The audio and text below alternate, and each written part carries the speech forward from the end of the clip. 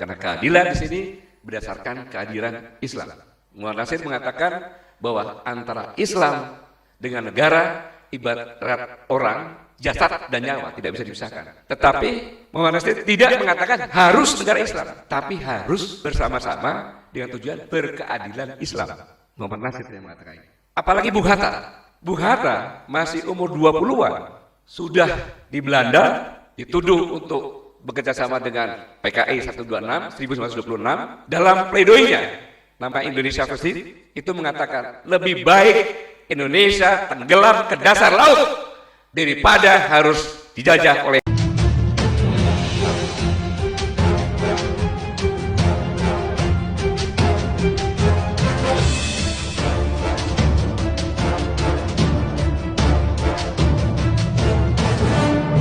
Assalamualaikum warahmatullahi wabarakatuh. Alhamdulillah wasyukurillah la haula wala quwata illa billah.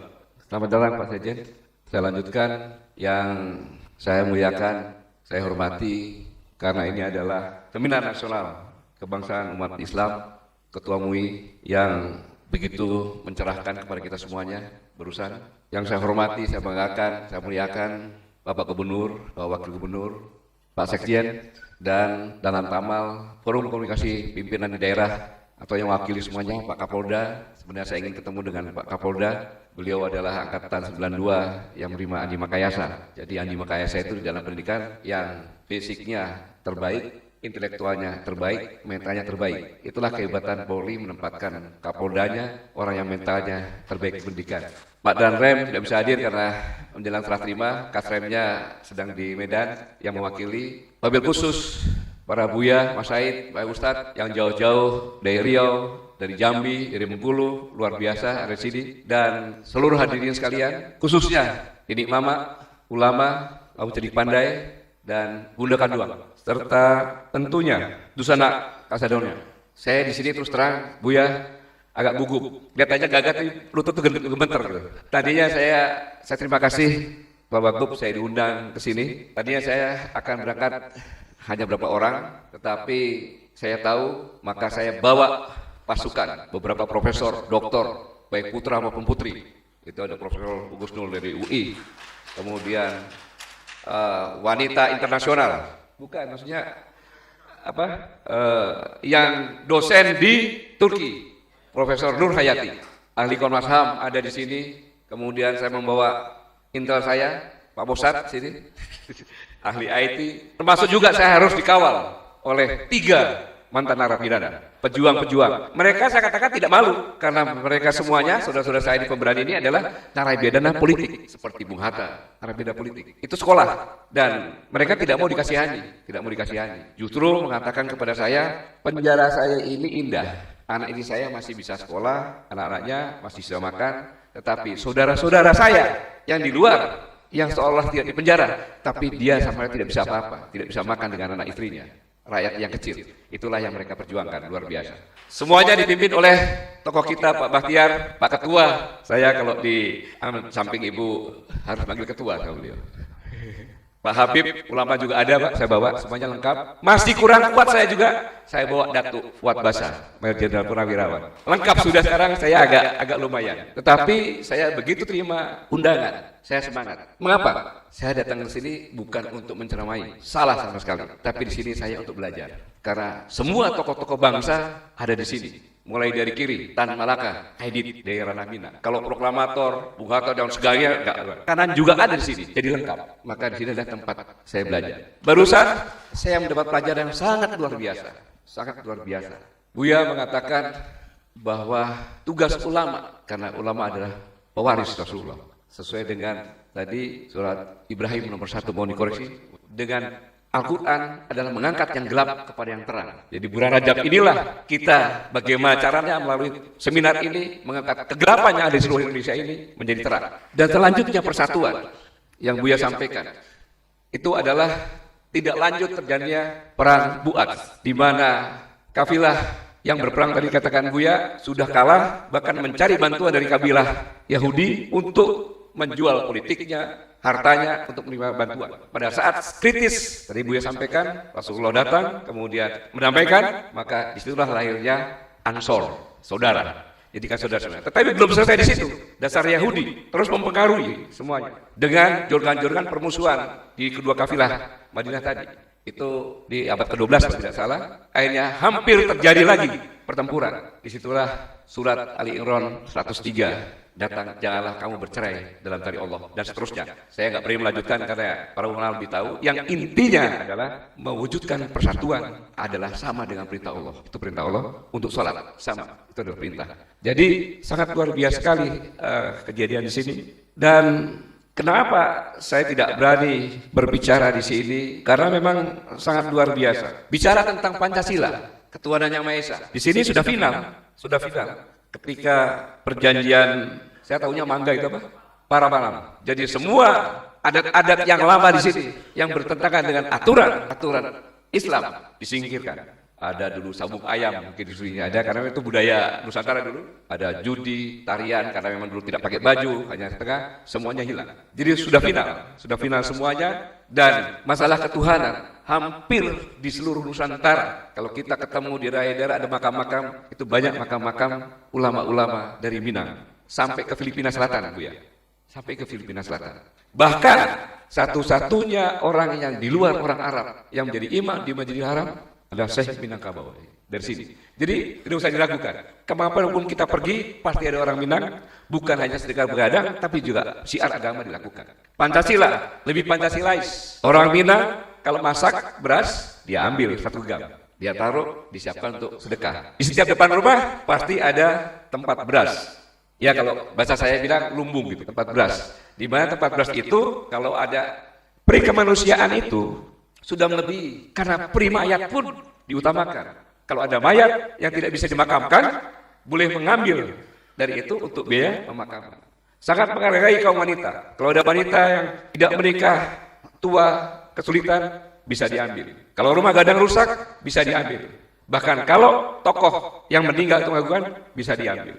Masalah ekonomi, harusnya Indonesia itu kalau seandainya Bapak Muhammad Nasir masih ada, saya pikir kita tidak seperti sekarang ini. Seperti dikatakan tadi Pak Bahtiar, hutan kita banyak, kemudian tanah kita bahkan ada yang satu perusahaan memiliki tanah 1 juta hektar. Sehingga dari penelitian 1% orang kaya Indonesia itu seperti menguasai sekitar 49% penduduk Indonesia.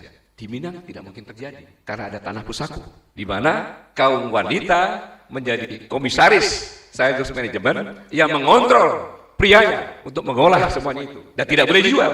Paling-paling banter harus dengan diskusi yang kesepakatan bersama-sama, dikasihkan di penggadaian. Biasanya orang Minang tidak pakai uang, tapi pakai emas, tidak pakai bunga. Tapi kebun itu, kebun pisang, sawah, silakan penggadaian ambil hasilnya. Dan kalau punya uang, dikembalikan lagi. Kalau ini terjadi, Masya Allah, maka saya punya keyakinan bahwa benih-benih dari pembukaan Undang-Undang Dasar 1945, yaitu memprotek, melindungi segenap bangsa dan tumpah darah. Itu protek. Bangsa adalah orangnya, tumpah darah tempat orang tinggal untuk hidup. Kalau menggunakan falsafah ini, selesai masalahnya. Karena keadilan di sini berdasarkan keadilan Islam. Muhammad Nasir mengatakan bahwa antara Islam dengan negara ibarat orang, jasad dan nyawa, tidak bisa dipisahkan. Tetapi Muhammad Nasir tidak mengatakan harus negara Islam, tapi harus bersama-sama dengan tujuan berkeadilan Islam. Muhammad Nasir yang mengatakan ini. Apalagi Bung Hatta. Bung Hatta masih umur 20-an, sudah di Belanda dituduh untuk bekerja sama dengan PKI 1926 dalam pledoinya nama Indonesia First itu mengatakan lebih baik Indonesia tenggelam ke dasar laut daripada harus dijajah oleh Belanda. Bung Hatta itu. Begitu kembali dihukum lagi, lebih lama lagi di Belanda. Dituntut 3 tahun, sampai di sini 7 tahun. Dibawa ke Digul, saya pernah ke Digul, namanya Tanah Merah, tempat malaria juga di sana. Kemudian di Banda Neira, kemudian terakhir di Sukabumi. Tapi ya itu tetap produktif. Bahkan beliau sampai menjadi wakil presiden. Coba ingat-ingat, lihat sepatu Anda. Bung Hatta, kalau lihat dari pikirannya, beliau membuat ekonomi berdasarkan keadilan, yaitu koperasi, bapak koperasi. Tetapi beliau punya mimpi, ingin punya sepatu beli, tidak terbeli sampai akhir hayatnya. Muhammad Nasir belakangan menjadi pahlawan nasional. Tetapi kiprahnya yang saya katakan tadi sangat-sangat luar biasa. Harusnya banyak lagi tokoh-tokoh yang ada. Cuma kalau saya sampaikan bisa diusir nanti saya dari sini. Nggak selesai-selesai. Karena tadi katakan Buya banyak sekali tokoh-tokohnya. Ulama tidak terkenal, itulah ulama. Pada saatnya dia bangkit diperlukan baru terkenal. Kalau biasanya nggak terkenal. Kemudian kalau bicara masalah persatuan di sini tidak bisa dibantah dengan adanya Nini Mamat tadi, alim ulama. Jadi pandai. Buyanya katakan alim ulama punya konsep, tapi yang melaksanakan Nini Mamat. Pak Bahtiar mengatakan tadi, seorang pemimpin itu hanya satu langkah di depan. Kalau tinggal hanya satu ranting ditinggikan. Jadi pemimpin itu seperti imam dalam sholat. Gak jauh-jauh, kalau jauh-jauh bukan imam sholat. Bayangkan itu. Persatuan itu sangat kokoh. Belum lagi saya pernah sering saya makan Padang. Saya tanya, gajimu berapa di sini? Saya nggak dapat gaji, Pak. Hah? Nggak dapat gaji? Iya, Pak. Saya seperti memilih di sini, bagi untung. Kapan kamu dikasih untungnya? Nanti, pas menjelang bulan Ramadan kami pulang semua dikasih. Jadi, begitulah kemanusiaannya orang Minangkabau. Tidak membudakkan, tetapi menjadikan sama, luar biasa. Selanjutnya, saya ingin mengingatkan kepada kita semuanya, situasi yang sekarang ini, itu adalah berawal dari anugerah Allah Subhanahu wa Ta'ala.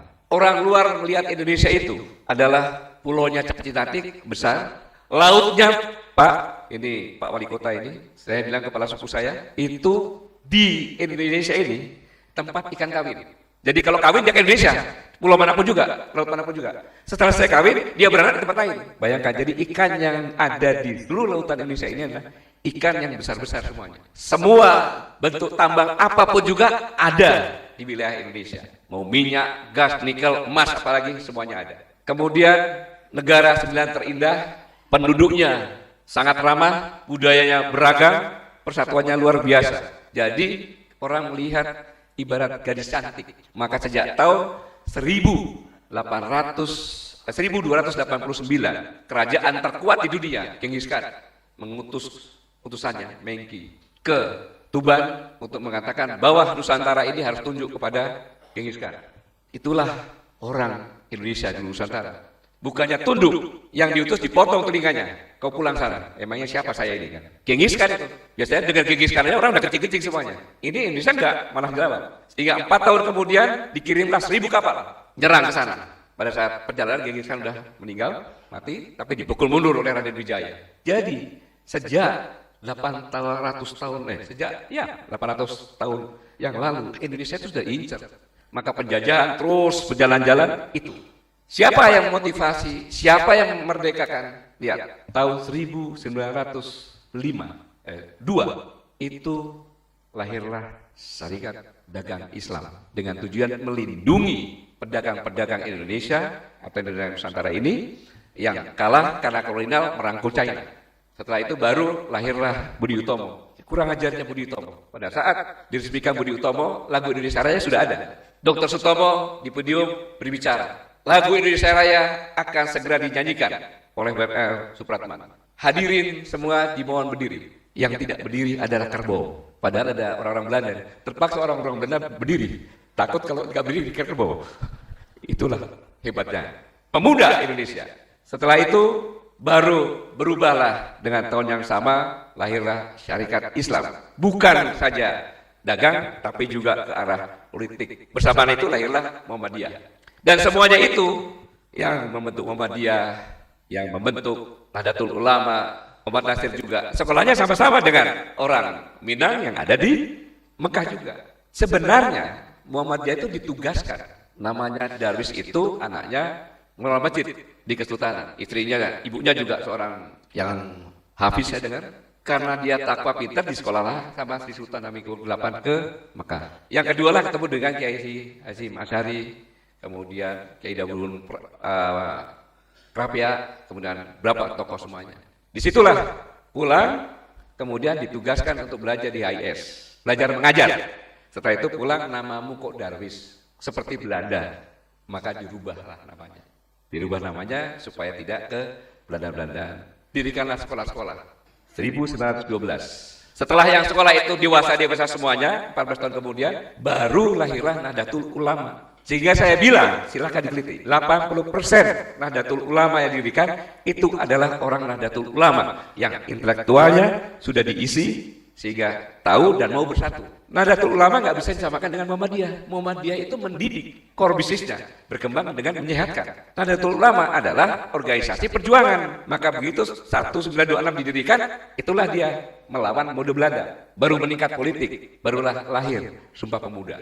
Tidak mungkin pemuda-pemuda ini bisa bersatu tanpa intelektualnya diisi. Baru lahirlah laskar-laskar. Sama juga, begitu merdeka, yang merancang semuanya 3 orang adalah dari sini. Bahkan Muhammad Nasir 3 bulan sebelumnya sudah ngomong peri ketuhanan, peri kemanusiaan, kemudian peri keadilan. Pancasila itu sudah disebutkan, tinggal dipoles-poles disusun-susun saja. Muhammad Nasir juga yang menentang ketika akan dibuat Trisila, ketika akan dimaterialkan ketuhanan yang jadi melaksanakan agama masing-masing. Karena musi itulah maka tetap dilakukan sehingga tetap sebagai Pancasila dan syariat Islam itu menjadi payungnya. Dan kita menikmati negara kesatuan Republik Indonesia itu juga Muhammad Nasir. Iya. Jadi Bapak integrasi. Lalu saya mau bicara apa di sini? Dari Pancasila, Pembangunan Dasar kehidupan sekarang ini sudah terbukti. Maka apabila agama sudah final dengan budaya, itulah keberhasilan. Bukan hanya Islam, di Bali pun sama. Agama sudah bersama dengan budaya kuat. Maka saya datang sini belajar. Jadi saya mengatakan bahwa negara ini diinisiasi, dimotivasi, direncanakan, diperjuangkan oleh Islam. Belum selesai. Ketika baru merdeka di tahun yang sama, 17 Agustus, berapa bulan kemudian masih bayi, tiba-tiba sekutu akan ke sini, Belanda dompleng. Ketika itu Bung Karno bingung menugaskan Pak Dirman. Kemana? Ulama juga, Kiai Hasyim Asy'ari. Maka lahirlah revolusi jihad. Jadi, mengapa demikian? Karena ulama pun masih bersatu saat itu. 10 November, harusnya tanggal 9 November. Kiai Hasyim Asy'ari mengatakan jangan dulu kita tunggu singa Jawa Barat. Jangan salah. Serangan 10 November di Surabaya yang memimpin adalah Kiai Abbas dari Pesantren Buntet Cirebon. Itulah bersatunya umat. Menggunakan falsafah ini. Belanda boleh punya benteng besi, ya, senjata besi, kan gitu. Tapi kita punya benteng agama dan budaya. Falsafah itu diadopsi mungkin di sana. Dia usah takut dengan pesawat, dia usah takut dengan senjata. Karena kita punya Allah. Maka pada saat 10 November, 2 jenderal sekutu. Belum ada dalam sejarah seperti itu. Lawan bersenjata yang lainnya pun tidak pernah kalah. Tapi sekutu cukup dengan meruncing dan teriakan Allahu Akbar, itu berhasil. Islam juga yang mempertahankan. Sekarang, halo, di mana Islam? Di mana Islam? Yang kata Buya tadi, kalau cerai berai kita nggak ada. Islam ada 80 sekian, 87%. Itu katanya. Nyatanya di dalam kancah politik tidak lebih dari 10%. Tunjukkan kepada saya partai mana yang di atas 10%. Tidak ada. Ada P3, PKS, PAN, PKB, Bulan Bintang. P3 sudah ada ya. Tidak lebih 10% masing-masing. Tetapi tidak bersatu. Iya, kekuatannya dihargai oleh pemerintahan di sini. Iya, cuma 10%. Ya akhirnya Islam bukan sebagai tuan rumah. Makanya Buya sampaikan kita harus bersatu. Karena bersatunya para ulama itu merupakan kekuatan. Saya ulangi, kalau ulama sudah bersatu dan umat patuh kepada ulamanya, dan itu keharusan, karena ulama adalah pewaris Rasulullah dan ulama disejajarkan oleh Allah dengan malaikat. Jadi kalau ingin selamat para umat, ya harus patuh pada ulama. Saya pikir saya hanya ini saja yang saya sampaikan tadi, aja ulasan mengapa saya ke sini, saya belajar, yang saya dapat belajar tadi itu semuanya. Bahwa bangsa ini apabila mengikuti apa yang dilakukan di ranah Minang ini, insya Allah tanah kita tidak ada yang lepas. Kemudian manusia kita, ya, kesenjangan sosial yang terjadi sekarang ini adalah kesenjangan dari apa yang diharapkan oleh pendiri bangsa ini dengan kondisi yang ada sekarang ini. Hanya dengan persatuan ulama dan persatuan umat kita bisa bangkit. Semoga Allah Subhanahu Wa Taala selalu membimbing kita semuanya, memberi petunjuk, kekuatan, semangat dan mujizat untuk bersatu dan mengangkat yang gelap menjadi terang. Terima kasih. Wassalamualaikum warahmatullahi wabarakatuh.